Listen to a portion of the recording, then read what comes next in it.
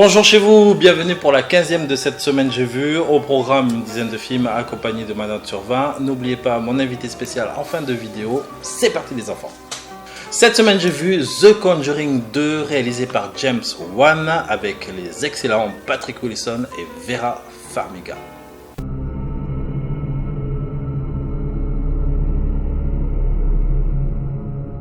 Dans le Londres des années 70, un esprit maléfique terrorise et séquestre une famille.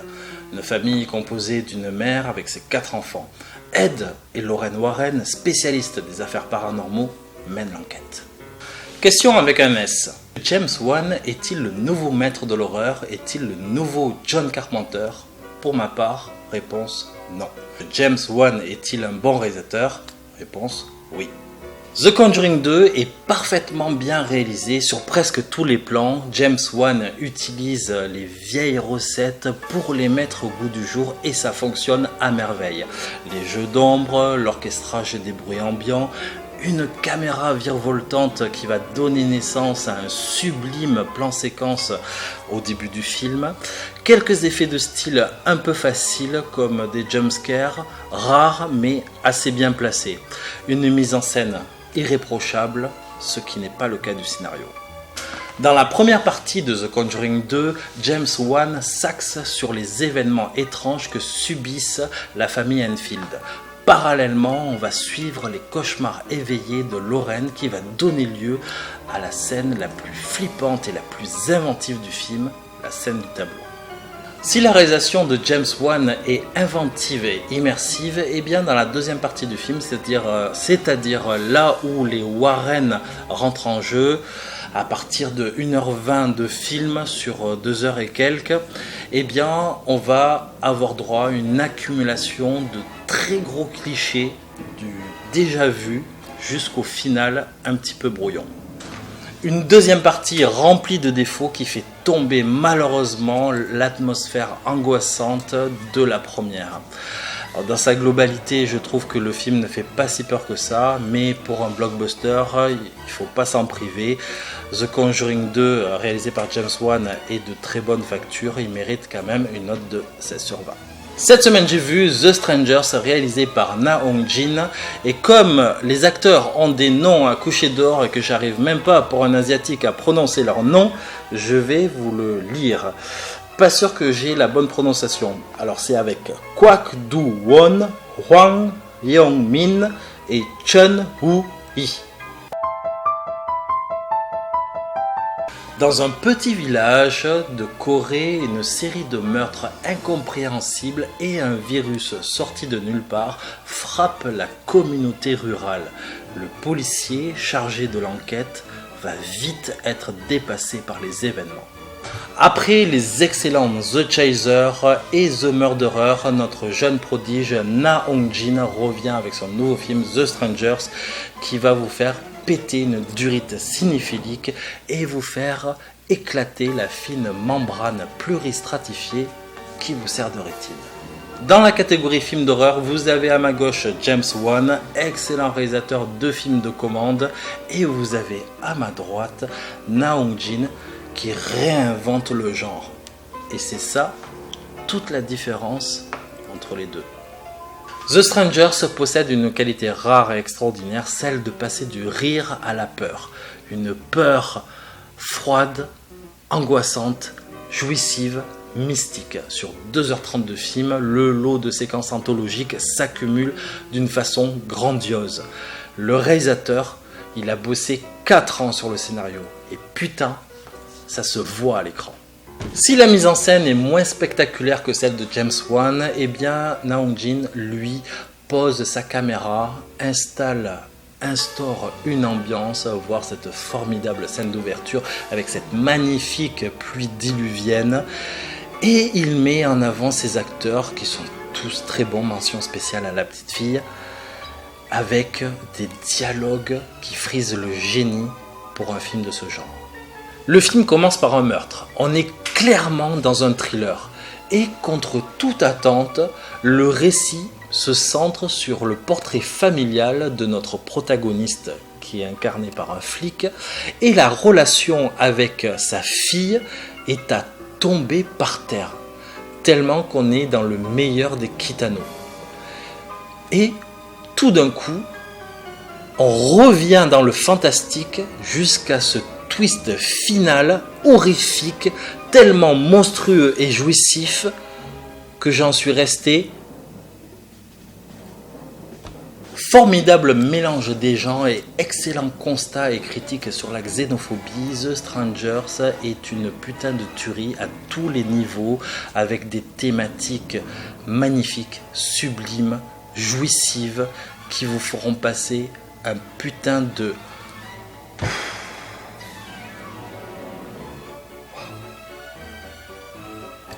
Et ma note est de 20 sur 20.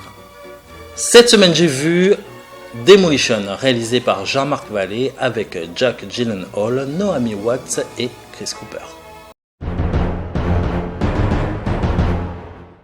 Après un terrible accident de voiture, Davis, seul rescapé, perd sa femme et va tomber dans une étrange dépression jusqu'au jour où il va rencontrer Karen. Jean-Marc Vallée, excellent réalisateur du film Crazy, signe ici un film mineur mais pas dénué de qualité. Si la première demi-heure m'a fait penser à Chute libre de Joel Schumacher et aussi à American Psycho, parce que le personnage de Davis incarné par Jake Gyllenhaal, qui est excellent dans le film, est présenté comme un personnage froid avec aucune émotion, toujours bien apprêté, vivant dans une pure baraque et ayant cette étrange lubie qui est apparue juste après l'accident de la mort de sa femme. C'est-à-dire de démonter tous les meubles, tables, frigidaires, portes des toilettes, etc. Eh bien, je me suis dit que la suite logique du récit ce serait la découverte et la destruction des corps, comme si on allait assister à la naissance d'un serial killer d'envergure avec une originalité. Eh bien, pas du tout, je me suis foiré sur toute la ligne.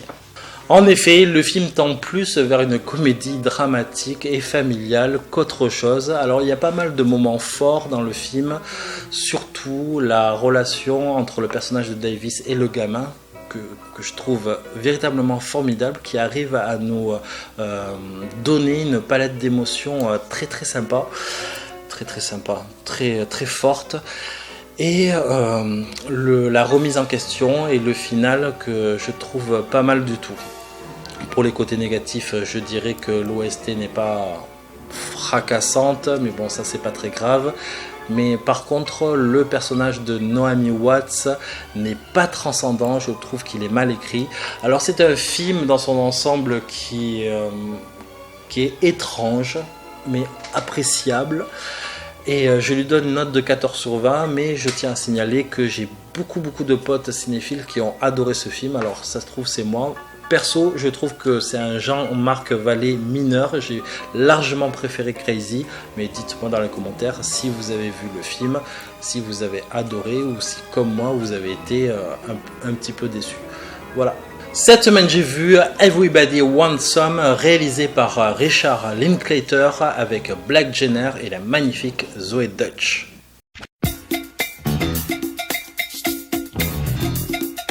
Ça se passe dans les années 80, notre protagoniste Jack va intégrer une équipe de baseball liée au campus universitaire où il est inscrit, et entre plusieurs soirées alcoolisées, eh bien, il va rencontrer l'amour. Si j'étais ado, j'adorerais ce teen movie, et comme je suis un grand ado, eh bien j'adore ce film. Everybody Wants Some est une tranche de vie sur des jeunes américains accompagnés d'une OST aussi hétéroclite que géniale. C'est le genre de film où il ne se passe pas grand chose au niveau du récit, mais qui arrive tout de même à transcender le spectateur par l'ambiance, l'atmosphère nostalgique que dégage le film. Le réalisateur capte avec ingéniosité l'essence d'une époque, celle qu'on aimerait vivre à l'infini, loin des tracas d'adultes, c'est-à-dire faire la fête, se faire de nouveaux potes, rencontrer l'amour, philosopher sur des choses existentielles, philosopher sur les rencontres amoureuses, faire la fête, danser, faire l'amour, se faire de nouveaux potes. Au niveau du casting, c'est un sans faute, il n'y a pas de mention spéciale, tous les acteurs et actrices sont véritablement excellents. Pas grand chose à dire de plus sur le film, c'est juste une chose, il n'appartient qu'à vous d'en faire un film culte. Moi, j'ai véritablement beaucoup aimé et ma note est de 17 sur 20. Cette semaine, j'ai vu Fan, réalisé par Manish Sharma avec la grosse star indienne SRK.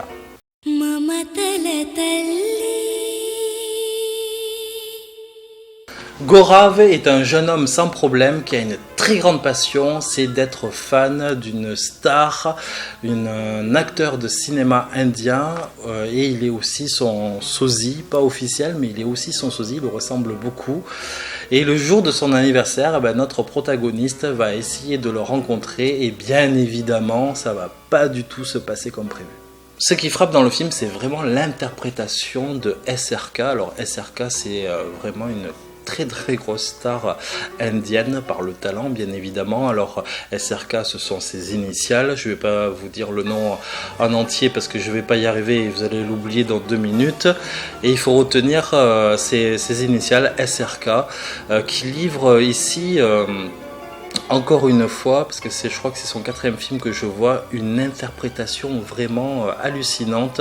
Et je dois vous avouer qu'au bout de 40 minutes, je me suis demandé en fait, et ça tombait sous le sens, ça c'était logique, si c'était le même acteur qui jouait, parce que il livre une performance dans un rôle de jeune, fougueux, passionné, et de l'autre côté, il joue le rôle d'un homme plus mature, taciturne, agressif.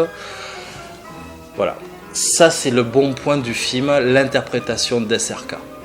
Niveau scénario, le film est extrêmement bien construit, on passe de la comédie vers l'action avec beaucoup d'aisance. Bien évidemment, les thèmes abordés sont la quête d'identité, la construction de soi, la passion, l'obsession. Et ce film mêle très habilement tous les genres jusqu'à ce final d'une tristesse infinie. Donc vous avez toute une palette d'émotions comme un manège. Et ce film mérite largement un 17 sur 20. Cette semaine, j'ai vu The Mermaid, réalisé par Stephen Chow avec Deng Chow, Jelly Lin et une petite apparition de Tsui Hark.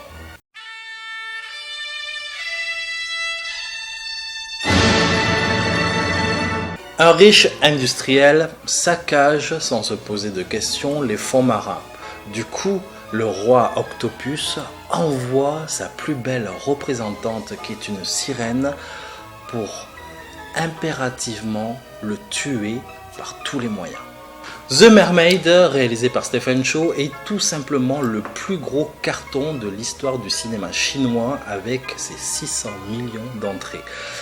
Excellent réalisateur qui est Stephen Chow, qui a réalisé Shaolin Soccer, l'excellent Shaolin Soccer, le génial Crazy Kung Fu qui me fait toujours autant mourir de rire, sans oublier CJ7.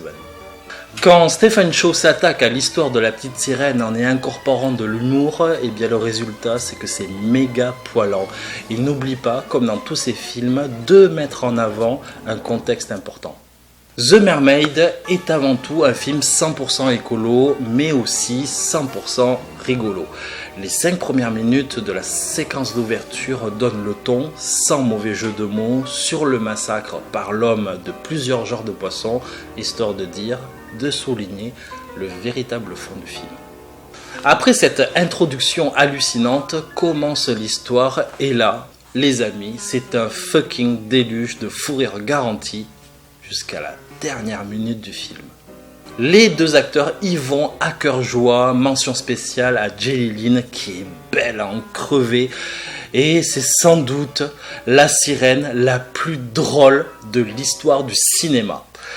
On pourra reprocher les effets spéciaux pourris, et c'est vrai qu'ils sont véritablement pourris, même la PlayStation 1 elle fait beaucoup mieux que ça. Et vraiment, c'est pas possible quoi. Franchement, c'est pas possible. Stephen Chow, soit ils avaient pas de budget, soit il en avait rien à foutre. Il a dit bon allez, avec $50, qu'est-ce que tu peux me faire? Franchement, je veux dire, même nous les Français, on sait mieux faire les effets spéciaux que quoi. Enfin, c'est incroyable pour tous les films asiatiques avec des effets spéciaux dedans. C'est bâclé, ils sont trop à la bourre sur ce terrain-là. Donc voilà, on s'en fout parce que l'intérêt n'est pas là. En plus, les effets spéciaux, il n'y en a pas beaucoup dans le film, mais c'est tellement drôle, c'est tellement cartoonesque que rater ce film, ce serait vraiment très con. Et je vous assure que je pense que ce film, c'est le plus drôle de l'année, haut la main, plus qu'au camping, je pense, et il mérite largement un 18/20. Cette semaine, j'ai vu The Green Room, réalisé par Jérémy Saulnier, avec Anthony Yelchin et Patrick Stewart.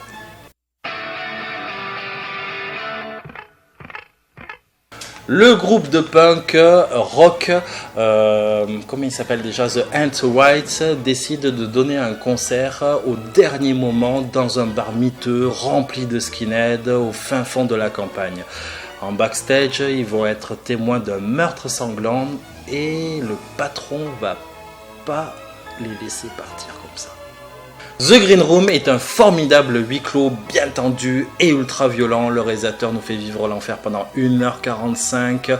Le film est filmé comme un film d'horreur. Les membres du groupe sont enfermés dans une pièce. Les assaillants, qui sont des nazis, jouent les monstres qui attaquent par vagues. La tension est palpable et extrêmement bien retranscrite par tous les acteurs. Mention spéciale à notre regretté Anton Yelchin ou Yelkin, je me souviens plus comment ça se prononce, et bien sûr Patrick Stewart en chef de bande nazi.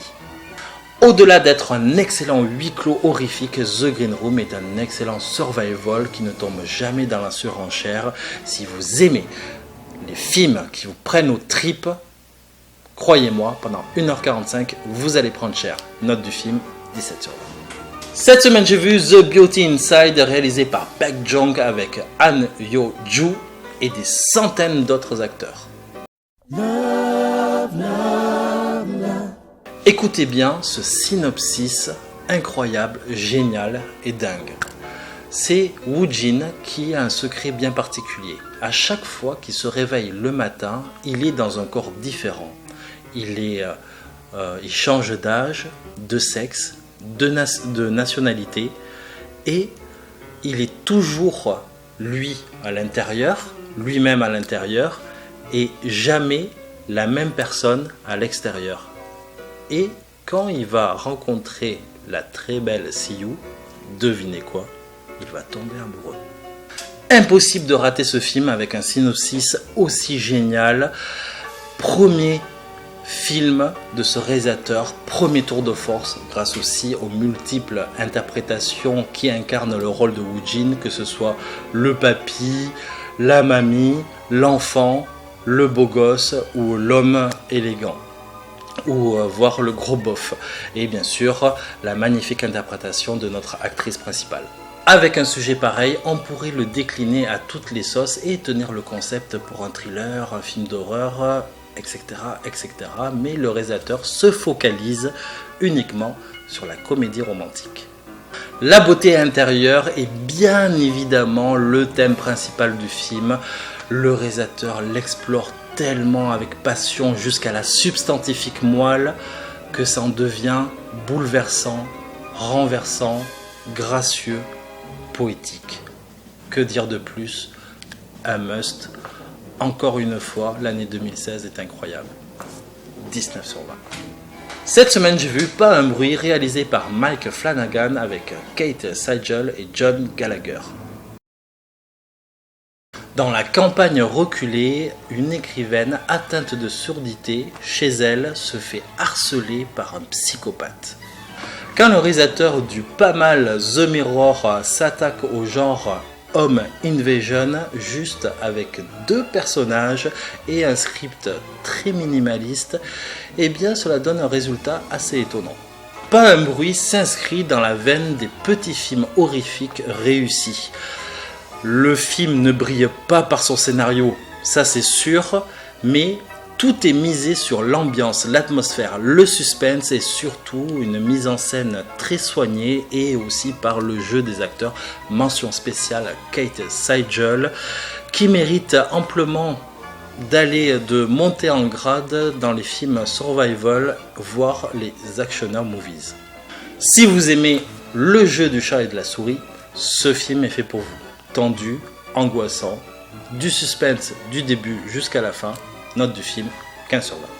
Cette semaine, j'ai vu La Source, un vieux film de 1960 réalisé par Ingmar Bergman avec Birgitta Wahlberg et Gunnel Lindblom. Pardon.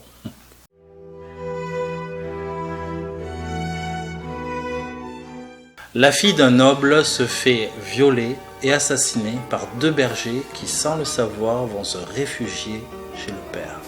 Initiateur du genre Rape and Revenge, Ingmar Bergman s'initie un film sur le bien et sur le mal avec beaucoup de références christiques, mais laisse libre à chacun sa propre interprétation. Il s'agit donc d'un film sur la croyance, sur l'obsession, sur la faiblesse des hommes, sur l'incrédulité et bien sûr sur la vengeance. Ce qui frappe en premier lieu, c'est la mise en scène. Chaque cadre est construit comme un tableau, chaque action comme une métaphore, d'où la libre interprétation. La Source est un conte de fées tragique, une sorte de chaperon rouge version gothique, avec des dialogues d'une puissance émotionnelle intense et rare. Amoureux des mots, vous allez tomber par terre il y a certaines séquences, notamment une séquence avec un ouvrier qui explique à un enfant ce qu'est la brume. C'est une métaphore aussi sur les hommes, mais vous allez tomber par terre. J'ai failli pleurer tellement que c'était beau. La Source, c'est une magnifique réflexion sur la nature des hommes, concentrée juste sur 1h25 de film. Pas pour rien que ce réalisateur soit aussi connu, aussi talentueux, aussi culte. Et ma note du film est de 18 sur 20. Place à notre invité spécial, Kodalea Cowell et ses livres. Le monde de Booktube la connaît, mais certainement pas vous les cinéphiles. Donc si vous ne la connaissez pas, elle est excellente. C'est une fille en plus super sympa qui parle de livres en priorité, mais qui dessine. C'est son métier dans la vie. Elle parle aussi de séries. C'est une excellente chaîne. Vous retrouverez le lien dans la barre d'infos. Place à son conseil. Salut à tous, c'est Karen de la chaîne Kodalea. Alors je tenais tout d'abord à dire un énorme merci à Kim de m'avoir invité dans sa vidéo cette semaine Qu'est-ce que j'ai vu, et je vous invite aujourd'hui à parler d'un film qui m'a absolument retourné le cerveau. En 1996, il est sorti. C'était d'ailleurs le premier DVD que j'ai acheté avant même d'avoir un lecteur DVD chez moi. Et il se trouve que cette année, nous fêtons ses 20 ans. Alors, est-ce que vous aurez une petite idée de quel film il s'agit ? Peut-être que cette petite musique vous rappellera des souvenirs.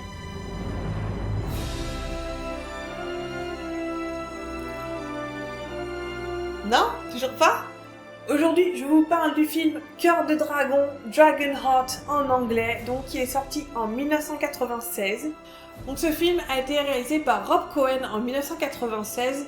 Rob Cohen est en fait un réalisateur, je dirais, peut-être plus de seconde zone. Donc il a réalisé entre autres Triple X, le premier Fast and Furious ou encore Dragon, l'histoire de Bruce Lee. Et dans ce film, on retrouve aussi des têtes, des acteurs que vous avez vus un petit peu partout. Dennis Quaid par exemple, c'est le genre d'acteur où vous vous dites sa tête me dit quelque chose, je ne sais plus où je l'ai vu, je sais plus comment il s'appelle. Donc oui, voilà, c'est lui, Dennis Quaid, que vous avez vu dans Le Jour d'après, dans Fréquence Interdite, dans plein d'autres films qui étaient super cool, et il joue le rôle principal dans ce film. Vous avez également David Thewlis qui, je pense que vous l'aurez tous deviné ou vous l'aurez tous reconnu, qui joue Lupin dans toute la saga de Harry Potter. Il y a aussi d'autres acteurs comme Pete Postlethwaite qui joue dans aussi pas mal de films que vous aurez vus à droite et à gauche, aussi le genre de mec dont vous reconnaîtrez la gueule parmi d'autres, mais vous n'arriverez pas à retrouver son nom. Et il y a aussi Dina Meyer, une actrice que j'avoue que je n'ai vue dans très peu de films, à part Cœur de Dragon. Je crois qu'elle était aussi dans Starship Trooper.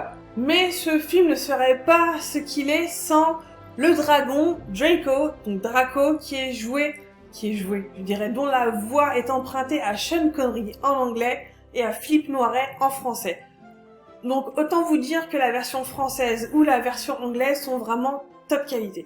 Donc pour ceux qui ne connaîtraient pas ce film, l'histoire se passe au Xe siècle en Angleterre. La reine Aislinn fait appel à un vénérable et puissant dragon pour venir en aide à son fils qui vient d'être blessé mortellement d'un coup au cœur par des brigands pendant une bousculade, pendant un guet-apens. Et en fait, ce dragon qui essaye justement et de faire le bien et de sauver ce jeune homme va lui donner la moitié de son cœur et qui va faire revenir à la vie ce jeune homme. Plus tard, ce jeune homme devient roi, le roi Aenon, et il s'avère qu'il n'est pas si pur que ça, puisque ça devient un vrai tyran. Et son précepteur, le chevalier Bowen, tient responsable le dragon qui, pour lui, a en fait empoisonné son cœur, et il se met en tête d'exterminer tous les dragons d'Angleterre et tous les dragons du monde, et on le retrouve tout au début du film à faire la rencontre avec le dernier dragon, Draco. Alors qu'est-ce qu'on pourrait garder de ce film qui n'a, j'avoue, pas eu énormément de succès en salle, un petit succès d'estime mais pas un succès populaire en tout cas. Tout simplement, il est arrivé 3 ans après Jurassic Park et il a donc bénéficié des effets spéciaux qui sont d'une qualité vraiment exceptionnelle.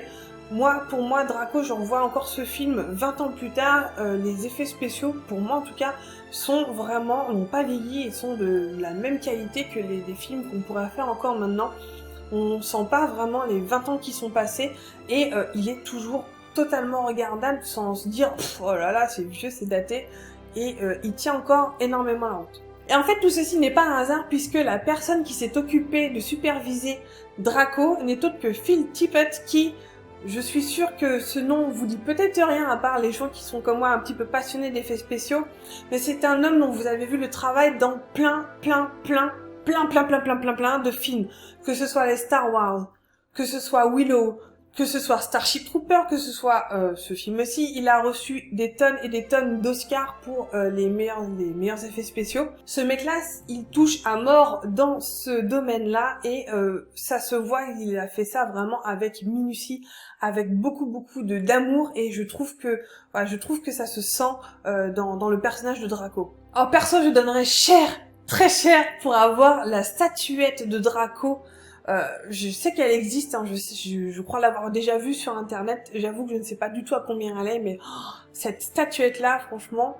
Alors que peut-on rajouter à propos de ce film? Alors comme je vous disais, même s'il n'a pas eu un grand succès populaire, mais ce film est resté dans le cœur de la productrice Raffaella De Laurentiis, puisque celle-ci est son défunt mari, puisqu'il y a eu de nombreuses suites qui sont sorties, tout d'abord en 2000, Cœur de Dragon 2, Dragonheart 2, qui est sorti direct en DVD, et dont l'acteur principal est Christopher Masterson, que vous avez tous vu dans Malcolm, puisqu'il jouait le grand frère Francis. Alors sincèrement, ce numéro 2, il vaut pas grand chose. Les effets spéciaux sont vraiment de moins bonne qualité que le premier, évidemment, c'est pas le même budget. Mais bon, voilà, si on est un petit peu fan de la saga, on peut l'avoir vu une fois, hein, ça fait un peu film du dimanche. Voilà, il vaut ce qu'il vaut, mais en tout cas, il est dans la lignée. Et après un trou de 15 ans, nous avons eu la sortie l'année dernière, en 2015, de Dragonheart 3, Cœur de Dragon 3, La Malédiction du Sorcier, que j'ai vu il y a en fait pas très longtemps et qui, malgré des effets spéciaux par rapport aux deux qui n'est pas difficile à surpasser, de bien meilleure qualité. Je pense que voilà, en ce moment on arrive à faire des effets spéciaux un petit peu à moindre coût et de bien meilleure qualité qu'en l'an 2000, je pense. Et voilà, après j'avoue qu'il n'a pas ce côté que j'ai aimé dans le premier. C'est vraiment quelque chose qui n'a absolument rien à voir. On a toujours le principe du dragon qui donne la moitié de son cœur à un homme pour le sauver, de la mort. Mais à part ça, il n'y a pas du tout les mêmes personnages, pas du tout On est à la même époque, mais c'est vraiment pas du tout dans la lignée du Dragonheart 1 et Dragonheart 2. Et on ne s'arrête pas en si bon chemin puisque Dragonheart 4 est en tournage au moment même où je parle. J'avoue que je ne sais pas du tout de quoi ça va parler, quel casting, quel scénario, etc. Je ne sais pas. Toujours est-il qu'apparemment, Rafaela De Laurentiis décide de remettre ça sur le tapis et de nous offrir un 4e film. Voilà, écoutez, je vous ai parlé d'un de mes films chouchous qui pour moi est sans doute un de mes films préférés, comme je vous disais. Sans doute pour moi à peu près à la même hauteur que Seigneur des Anneaux ou que Star Wars. C'est vraiment un film que j'ai quelque part là dans mon cœur. Et voilà, je tenais à vous en parler puisque je trouve qu'il a vraiment eu très peu de succès. C'est vraiment dommage parce que c'était un film d'excellente qualité. Et voilà, pour tous ceux qui aiment la fantasy, pour tous ceux qui aiment les belles histoires, qui ont un petit peu de sens derrière, et qui est juste magnifique à regarder tout simplement, voilà, je vous le conseille énormément. N'hésitez pas à le sortir de vos DVD Tech et d'essayer de voir s'il est éventuellement sur Netflix, hein, pourquoi pas. Moi, je vous conseille de regarder, de jeter un œil pour la première fois, ou la deuxième fois, ou la 10e fois à Cœur de Dragon.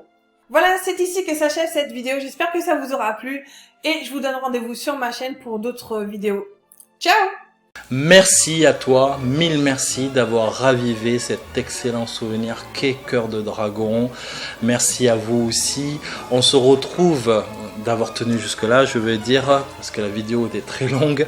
On se retrouve pour un autre Cette semaine j'ai vu part 16 dans quelques semaines. Les 2 prochaines vidéos qui vont arriver sur ma chaîne, ce seront 2 critiques littéraires. En attendant, bonjour chez vous.